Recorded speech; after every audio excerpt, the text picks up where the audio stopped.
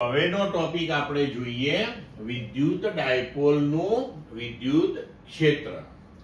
તો હવે પહેલા આપણે જોઈએ કે વિદ્યુત ડાયપોલની અક્ષ પરના બિંદુ માટે વિદ્યુત ક્ષેત્ર. તો ડાયપોલની અક્ષ કોને કહેવાય? તો જુઓ આકૃતિમાં. તો બંને વિદ્યુત ભારોને જોડતી જે રેખા છે એ રેખાને વિદ્યુત ડાયપોલની અક્ષ કહેવામાં આવે છે. હવે અહીંયા જુઓ કે આ આપણી ડાયપોલ છે, એક પ્લસ ક્યુ વિદ્યુત ભાર, બીજો માઇનસ ક્યુ. આ બે વચ્ચેનું અંતર 2a. આ ડાયપોલની ડાયપોલ મોમેન્ટ નેગેટિવ થી પોઝિટિવ તરફ એટલે કે ઋણથી ધન તરફ આપણે આ તીરથી દર્શાવી અને એની અક્ષ પરના P બિંદુએ આપણે તેનું વિદ્યુત ક્ષેત્ર શોધવું છે. તો આ P બિંદુનું અંતર જે છે એ આપણે ડાયપોલના કેન્દ્રથી લેવું પડે. હવે આપણે ડાયપોલ જે છે એનું કેન્દ્ર આપણે અહીંયા આગળ લઈએ તો કેન્દ્રથી આ P બિંદુનું અંતર ધારો કે R છે.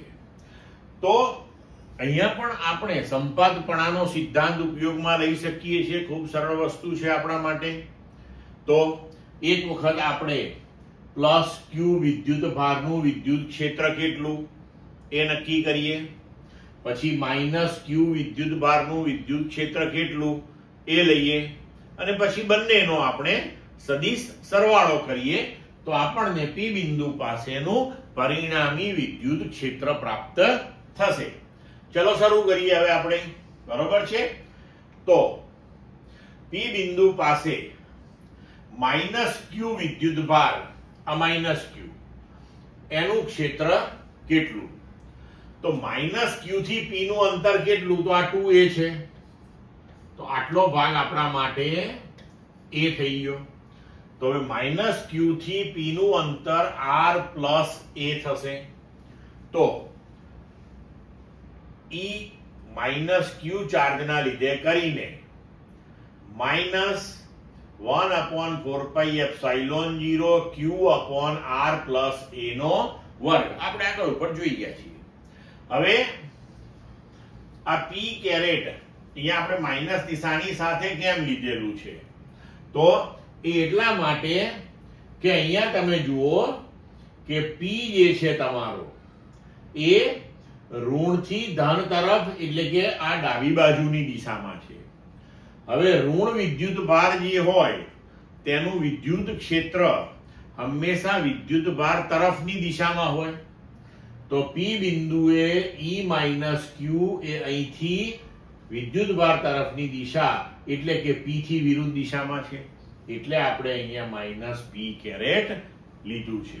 તો હવે આ થઈ ગયો આપણા માટે સદિશ E માઇનસ ક્યુ. એવી જ રીતે હવે આપણે પ્લસ ક્યુ માટે લઈએ. તો અહીંયા આપણે કહ્યું P કેરેટ એક ડાયપોલની અક્ષ પરનો એકમ સદિશ છે. બરોબર? હવે P બિંદુ પાસે પ્લસ ક્યુ વિદ્યુત ભારનું ક્ષેત્ર. તો E પ્લસ ક્યુ. તો હવે અહીંયા પણ આ અંતર આપણી પાસે a છે. તો આપણે તો અંતર પ્લસ ક્યુ થી લેવું છે. તો હવે આ અંતર આપણા માટે થઈ જશે R માઇનસ a. તો E પ્લસ ક્યુ બરાબર 1/4πε0 Q upon R minus a whole square. હવે આનું ક્ષેત્ર ડાબી બાજુએ હશે એટલે કે P ની દિશામાં જ. તો P ની દિશામાંના એકમ સદિશ P કેરેટ થી આપણે ગુણી નાખ્યું આને. તો હવે પરિણામી વિદ્યુત ક્ષેત્ર આપણે શોધીએ. તો અહીંયા જો પરિણામી વિદ્યુત ક્ષેત્ર આપણે E લઈએ તો આ બંનેનો સદિશ સરવાળો સદિશ E બરાબર સદિશ E પ્લસ ક્યુ પ્લસ સદિશ E માઇનસ ક્યુ બરાબર આ બંને સમીકરણમાંથી આપણે Q upon 4πε0 કોમન લીધું. તો આ 1/r minus a whole square minus અહીંથી 1/r plus a whole square into P caret મળશે આપણને. હવે E બરાબર Q upon 4 pi epsilon 0.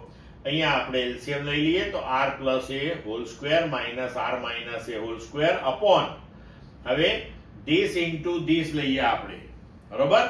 તો this into this એટલે r minus a into r plus a whole square લખાય. તો r minus a into r plus a એટલે એને r square minus a square લખ્યું અને આખાઈનો વર્ગ. હવે આપણે આને ઉકેલીએ તો અહીંયા આગળ તમને અંશની અંદર r સ્ક્વેર વત્તા 2ra વત્તા a સ્ક્વેર અને અહીંયા આગળ માઇનસ r સ્ક્વેર વત્તા 2ra ઓછા a સ્ક્વેર એટલે r square a square cancel થઈ જશે અને પરિણામ સ્વરૂપ તમને મળશે 4ar અને છેદમાં આપણને મળશે r સ્ક્વેર માઇનસ a સ્ક્વેર whole square into p caret. હવે જુઓ અહીંયા આ જે 4a છે એને તમે 2 ગુણ્યા 2a એવું લખી શકો. તો q ઇન્ટુ 2a એને આપણે ડાયપોલ મોમેન્ટ p કહીએ છીએ. તો q ઇન્ટુ 2a અહીંથી આપણે લઈ લઈએ તો એને p કહીએ. તો અહીંયા આપણે લખી શકીએ 2pr. તો હવે આપણું સમીકરણ થઈ ગયું E બરાબર 1/4 pi epsilon 0 2pr upon r square minus a square whole square into p caret. તો આ સમીકરણ જે છે એ અક્ષ પરના કોઈ પણ બિંદુ માટે તમે લાગુ પાડી શકો છો. જનરલ સમીકરણ થઈ ગયું આપણા માટે. પણ હવે અહીંયા આપણે એક સ્પેશિયલ કેસ જોવાનો છે. ધારો કે આ અંતર r જે આપણે લીધું છે એ 2a અથવા તો a ની સાપેક્ષમાં ઘણું મોટું હોય એટલે કે r very much greater than a હોય તો એ કિસ્સામાં આ a સ્ક્વેર જે છે એ તમે અવગણી શકો. હવે જો આપણે a સ્ક્વેર અવગણી નાખીએ તો અહીંયા r સ્ક્વેર નો વર્ગ એટલે r રેઝ ટુ 4. હવે r ભાગ્યા r રેઝ ટુ 4 એટલે પરિણામ સ્વરૂપે આપણને r ક્યુબ મળે. તો આપણું સમીકરણ જે છે હવે બદલાઈ જશે E બરાબર 2p upon 4 pi epsilon 0 r cube into p caret અથવા તો 1/4 pi epsilon 0 ને તમે k લખી નાખો તો E બરાબર k 2p upon r cube into p caret.